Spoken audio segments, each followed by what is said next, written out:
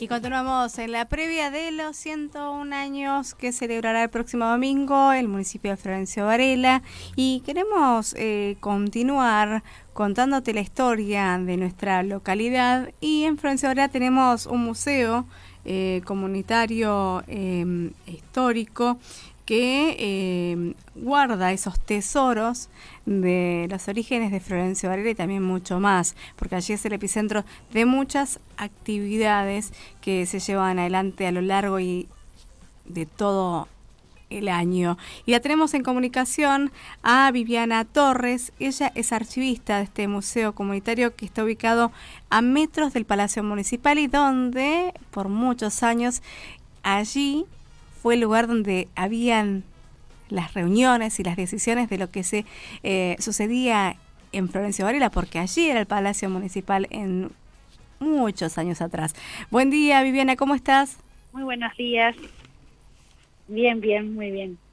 Y ya nos preparamos para el 101 aniversario de Varela. Cuánta historia, cuánta agua bajo el puente, y ustedes están en un lugar donde ha pasado mucha historia, muchas reuniones, muchas charlas.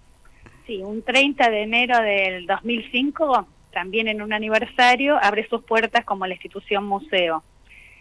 Y también es el aniversario del museo, cumple 17 años. Ah, bien. Y en el marco del aniversario, los invitamos a una muestra, que en realidad hay dos salas que son históricas y patrimoniales, y en las otras dos salas que son itinerantes, va a haber una muestra por el centenario del fallecimiento de Enrique Jackson. Sí. Y en la otra, una muestra que se va a llamar Añoranzas del Pasado, que es una muestra gráfica en homenaje al doctor... Vamos de vuelta. Tranqui. Bueno, ahora me va a salir, que fue el doctor Negri, quien él en el año 95 dona una colección. Aún no existía el museo, existía la Casa de la Cultura, y dona para que sea patrimonio del museo. Una colección de fotografías de casas antiguas patrimoniales. Ah, bien. Sí, porque él era doctor, pero era aficionado a la fotografía, y los domingos salía a retratar diferentes casas. Y hoy, ya que vamos a revalorizar el patrimonio, vamos a exponer esa colección. Son 34 casas. Wow. ¿Y de qué época estamos hablando, esas imágenes? Estamos hablando de fines del siglo XIX y principios del siglo XX. Ajá. Mirá vos. Entre los edificios que retrató está la escuela número 1, está el museo, que en su momento era la primer casa municipal. Sí. La casa Peleteiro. Bueno, son 34. Ay. Entre otras tenés el casco de Dorrego y Las Heras, la estación Monteverde, Supervía, el Instituto Biológico. Wow, muchísimo. La Quinta de Brilla, o sea, es una muestra muy, muy linda. Y Viviana, a veces pasamos frente a los museos y nos miramos desde afuera y decimos, ¿entramos o no entramos?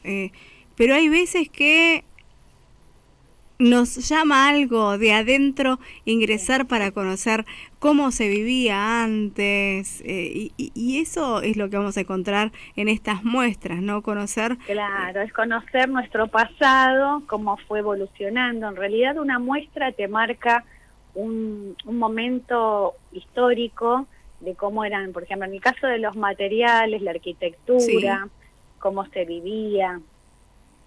En realidad una misma muestra, un objeto patrimonial, se puede abarcar de diferentes ejes.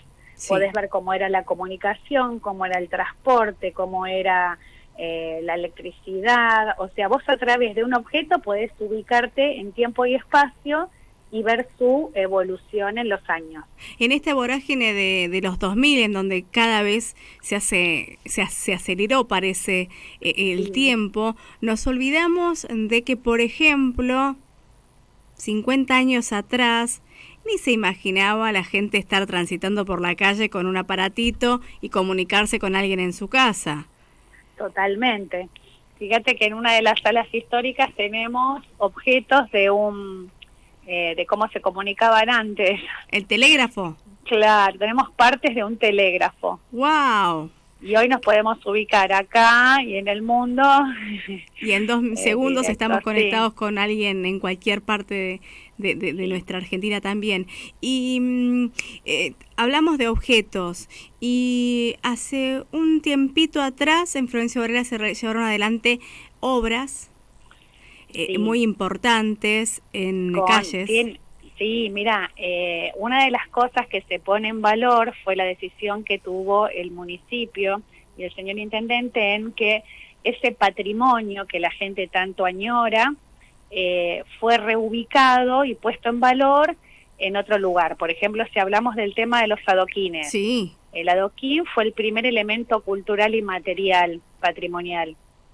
Y bueno, con esto llegó primero para urbanizar el lugar. Claro. Y después, a medida que uno necesita mayor accesibilidad, está esa mezcla de nostalgia en que nos gustaban esas, pero no es viable para la accesibilidad que hoy en día como creció. Uh-huh. Pero, bueno, se tomó la decisión de ese elemento ponerlo en valor y llevarlo al ingreso del Museo Jackson. Y qué loco, En la ¿no? muestra también se va a exponer Sí. los documentos de cuando se hicieron esas licitaciones, eso se conserva. ¿Cuál fue la empresa? ¿De dónde lo trajeron? ¿Las licitaciones de los adoquines? Sí, de los adoquines. ¿Y de qué año más o menos estamos hablando? Y de 1898. ¡Apa! Sí, están impecables, se van a poner reprografías y ahí cuentan las medidas, de dónde se traían, quiénes llevaban las primeras acciones, que eran los jardineros, en tomar las medidas. Claro, porque aparte seguramente Florencio Varela en ese momento no estaba nada comparado a lo de hoy. Por ahí la central. No, nada de nada. Por ahí estaba Era un lugar, una zona de mucho espacio verde, una zona alta. ¿Sabes qué? A mí hace un tiempito estuve hablando con una persona, estábamos en un edificio, en un, creo, 10º piso, y me decía, ¿sabes qué? Nadie se da cuenta del lugar que ocupa Florencio Varela en el territorio que habitamos, porque me dice, mira, vos estás mirando, por ejemplo, en dirección a Lomas de Zamora, ¿sí? Mirás para el lado de Lomas de Zamora y vos ves la altura en la que estamos nosotros en Florencio Varela, del nivel del mar en comparación claro, a otras localidades, es totalmente distinta. Sí, si vos mirás el monumento de la ciudad, que está justo sobre la avenida San Martín, justo enfrente, como si fuese de la plaza principal. Sí. Bueno, tiene la medida de la altura que tiene el obelisco. Así que fíjate que a nivel del mar, qué altos que estamos. Exactamente. Cuando pases por ahí por la avenida, pueden mirarlo y ahí nos damos cuenta y tomamos la dimensión de la altura que tiene. Y también me decía, vos mira lo verde que se ve cuando vemos hacia el fondo de Varela para la capilla, cuando miramos para la parte de las localidades limítrofes, ¿no? Y me decía, vos sabés que el aire de Varela, dicen... Es la vieja Córdoba, la nueva Córdoba. Exactamente. ¿Y claro. todos venían acá?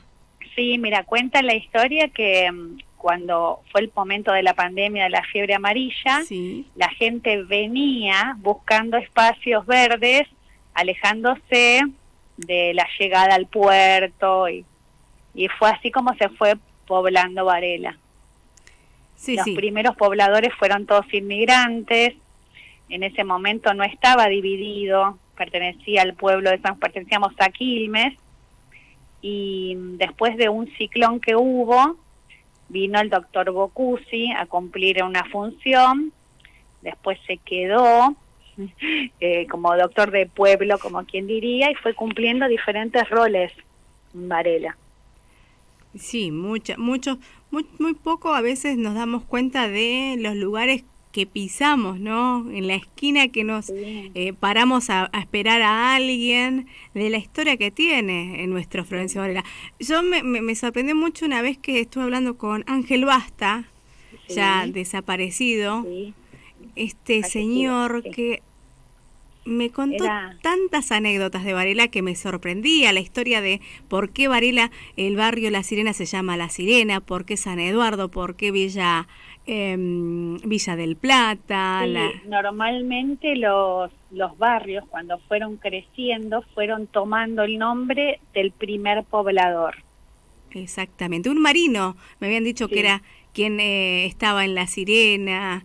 Sí. Y que le había donado, ha puesto un nombre de cada uno de sus hijos a partes del barrio. La verdad, a uno cuando escucha esas historias, lo pone a ponerse a pensar cómo era ese Florencio Varela que es tan distinto al que tenemos hoy con la modernidad. O también gente que ha pisado Varela y que después se convirtieron en grandes estrellas. Sí. La verdad, y mucha gente anónima también. Exacto. Vos hablabas de Ángel Basta, pero Ángel Basta aparte de haber trabajado como secretario en el municipio, era historiador autodidacta y él tuvo la amabilidad o la gentileza de recolectar un montón de historias orales, fotografías, material que nos aportó muchísimo. Y yo tengo que buscar hoy es el material que uno, cuando vienen a consultar, más allá de lo que son los documentos, que son legítimos y únicos, nosotros eso lo tenemos en una biblioteca como apoyo para poder difundir. Exacto, yo siempre trabajamos con material de él. 5 o 6 horas de charla con Ángel Basta, que creo que la tengo que recuperar por ahí, deben estar en algún archivo, porque la verdad que te sentabas con este vecino, como bien decías, y te calaba la cabeza contándote la historia para reconstruir el Florencio Varela que disfrutaron ellos y muchos anteriores vecinos como de él Varela. También Balado y otros, mucha gente que hizo de guardar la historia y ponerla a disposición de la gente. Y Verónica, hablamos de gente que, bueno, en algunos casos ya no está con nosotros, que dejó un legado a través de documentos, de notas periodísticas, de revistas. Por suerte nos siguen quedando esos vecinos que adoptaron Florencio Varela y empezaron a buscar la historia de nuestros pagos. ¿Y cómo es el hoy con los jóvenes que están estudiando historia o jóvenes que se acercan jóvenes a conocer la historia a través del museo? Sí, mira, te digo que en pandemia fue medio un boom, fue todo a través de digital, ¿no? Y por mail, pero sí, hace unos años casi la gran mayoría de la universidad y los institutos terciarios y los diferentes niveles del primario, cada vez más hubo un proyecto a nivel primario de conocer la historia de Varela. Entonces las fuentes las venían a consultar acá al archivo histórico. Y después, todas las carreras tienen que terminar con una tesis para la licenciatura y vienen de todas las universidades. Mira Así vos. que tenemos muchísima consulta, más de lo que uno se imagina. Buenísimo. Y eso hace que en los barrios cada día se revalorice más en nuestra localidad. Totalmente, porque así es como tomamos identidad. Tenemos que conocer para valorar y valorar para querer, ¿no? Muchas veces no tenemos la culpa de no conocer, pero a medida que el conocimiento se acerca, uno aprende a valorar muchísimo más. Perfecto, perfecto. Bueno, Viviana, contanos un poquito lo último, que tiene que ver con repetirnos los días y horarios que vamos a poder disfrutar de estas muestras. Sí. El domingo 30 a las 12 del mediodía se hace la apertura a las muestras y después la podemos visitar de lunes a viernes de 9 a 16 horas y los sábados de 14 a 18. De 14 volvimos a los horarios habituales prepandemia, buenísimo. Todo con protocolo. Todos con protocolo, sí. Perfecto, entonces... Y otra cosa que ¿sí? esta muestra que se va a hacer ahora patrimonial del doctor Negri, después se va a poder brindar a las instituciones como muestra itinerante.